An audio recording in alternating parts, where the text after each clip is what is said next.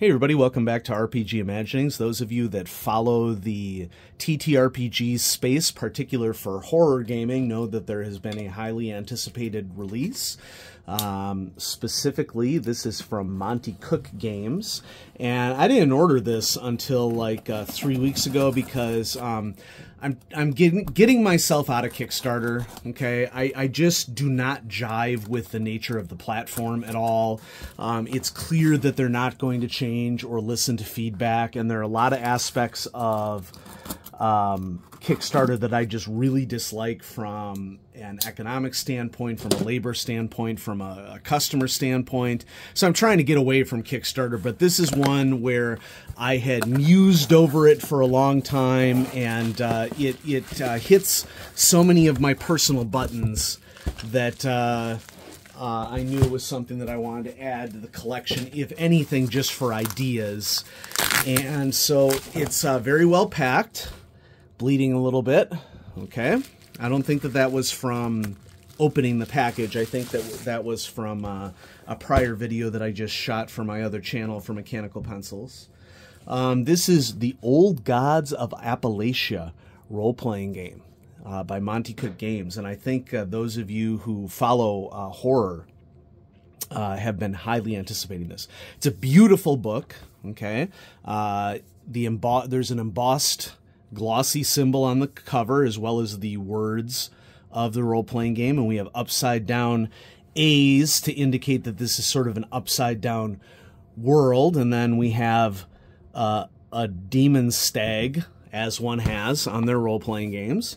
And let's check out the back. This is a cipher system game by Monte Cook Games by Deep Nerd Media. It's pretty nerdy.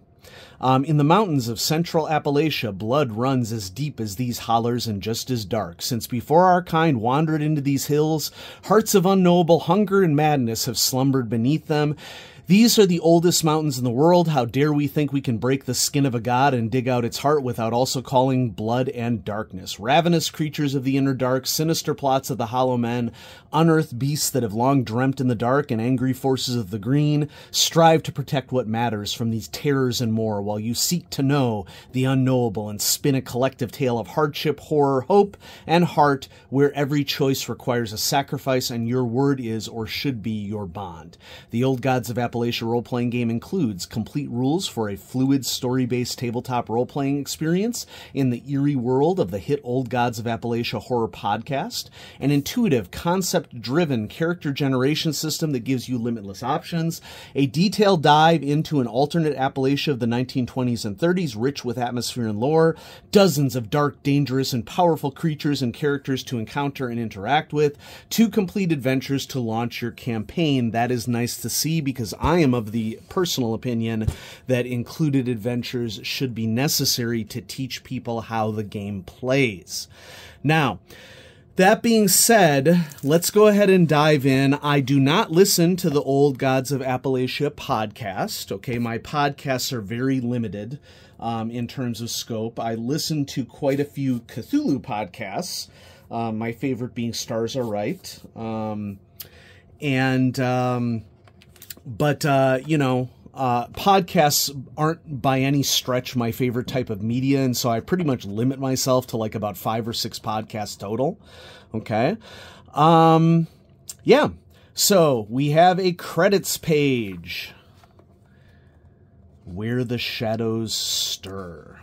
Now, having never listened to the podcast, one of the things that I am most interested in here particularly is their treatment of Appalachian hill folk, because I think that this is an example of something is a sore spot in gaming. Okay, and so one of the things that I'm going to be looking at as I read through this book is to see whether or not people are treated respectfully, whether they are treated as caricatures or as actual humans. Many of whom, in this case, are people of low socioeconomic status, miners, okay, classic in West Virginia, for example, in the Appalachians. And so I'll be chickadee-checking that out. But I remain optimistic, of course. I I never judge a book by its cover or its premise. You know, I'm going to read thoroughly and then make a decision about that. Yeah, it looks fantastic. The layout is great. Okay. And I can't emphasize this enough, and so I'm going to thank Monte Cook Games for this. Thank you for putting black text on white and or brown backgrounds, light brown backgrounds. Okay. White text on black backgrounds may please you aesthetically as a designer. Okay, and there's one particular designer that shall remain unnamed in the audience that we'll call incarcerated solo newspaper. Yeah, incarcerated solo newspaper that is so fond of light text on black background. And aesthetically, I get it, but from a readability standpoint, it sucks. Okay, so thank you for Monte Cook Games for attenuating to readability in your games. If you put light text on a dark background, I am significantly less likely to buy your books. End of story. I don't collect role-playing games en masse if they don't have black text on light backgrounds because readability matters to me. Okay, so it looks like there's a ton of ways here to customize your characters, which people love, happening in a bit of a tier system here. We also have character descriptors that you can use, which I really like this feature because these are features that should be universal to a character. So there's no reason why a character of any vocation can't be clever or dishonorable or foolish or honorable. Okay. If you're still falling into the trap of believing that, status correlates with goodness, whew, you got to look more deeply, folks. And then we can add foci as well. And I think that I'm going to really like these because I think that this these can serve as both boons and banes. There's a lot of boon and bane nature in here, which I am a huge fan of in role-playing games. It just makes the role-playing richer and produces more prompts for people. And then we get to the rules of the game. A wampus. Key concepts in its own little single-page breakout box. I like that. I haven't really contended with the cipher system too much. I'm not opposed to any system, yet at the same time, I better be able to pick up a system and play, okay? And I'm not saying that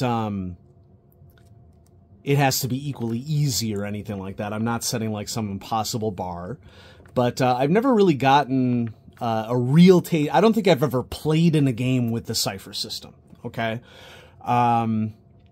That's cool. Attached to weather-related disasters. I love the art style here. It's sort of like a I don't know, watercolor, vibrant watercolor style. Really like it. Okay, and then we have some chapters that are on each of the major U.S. states that are involved, that are considered part of the Appalachians, associated with the Appalachian Mountains. So each state gets its own little section. Okay. Chapter on running the rules, which is particularly important for a system like Cypher. Now, Cypher was developed by two of the giants of role-playing, Monte Cook and Bruce Cordell. And so, definitely going to read through here and get an idea of how it's supposed to run. And there's a chapter here on the ciphers, which I'll get to as I do my read-through, and artifacts. Haunts, spirits, and other revenants. This is really cool. Okay, this is where it gets you your bestiary. But what I am particularly interested in is reading how the adventures or scenarios read, because that is going to give me an idea of what the cipher system is supposed to be. And whether this is laid out as locations, a series of encounters. So this first one is the Luthier's Folly, and then What Paths May Cross. We probably don't want to spend too much time lingering there. And then, attached in the back here, and it looks like it's attached with just a little dollop of glue. Yep, so I should be able to get it out just fine. We have a map of the Appalachian Mountains on the end page, which is great to see. And then we also have an Old Gods of Appalachia poster, which includes the cover art. That's awesome. And on the reverse side, a big poster of the region, which is also super cool. So you are paying a premium price for this book, but you are getting a premium product with it as well.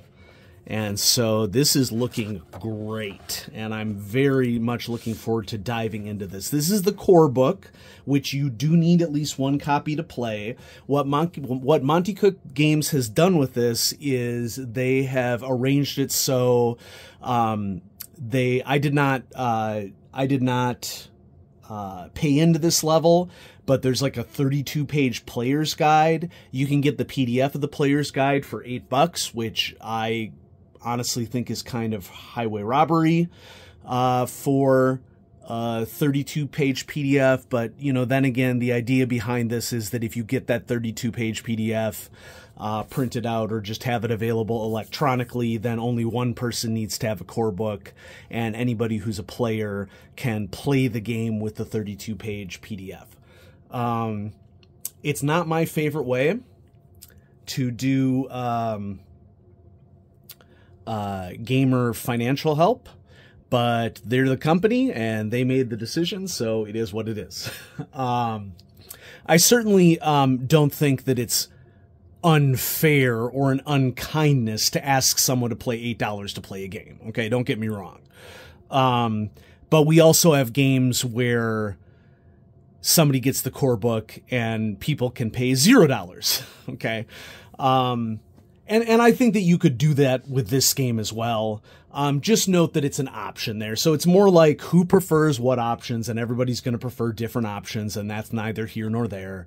You know, I'm sure a lot of that stuff came up in playtesting, and they just made a decision. But I'm very excited to share this with you, Old Gods of Appalachia role-playing game. I have another video coming up, but I am deliberately delaying it for a while, and I'll tell you why. Some of you may have heard me mention Alison Seib's Shield Maidens role-playing game that I was obtaining a copy of the player's training manual. I obtained that copy, and I love it so much that I'm going to read it cover to cover before I feature it on the channel. Okay? It has exceeded my expectations with what I thought it was going to be, and I mean that in the most complimentary way possible, and so I really want to give that book a thorough read-through before I feature it on the channel so that I can speak about it as eloquently as appropriate. So look for that video coming sometime in the future, and I'm going to have more great stuff coming at you on RPG Imaginings. Thanks for watching, everybody. Bye-bye.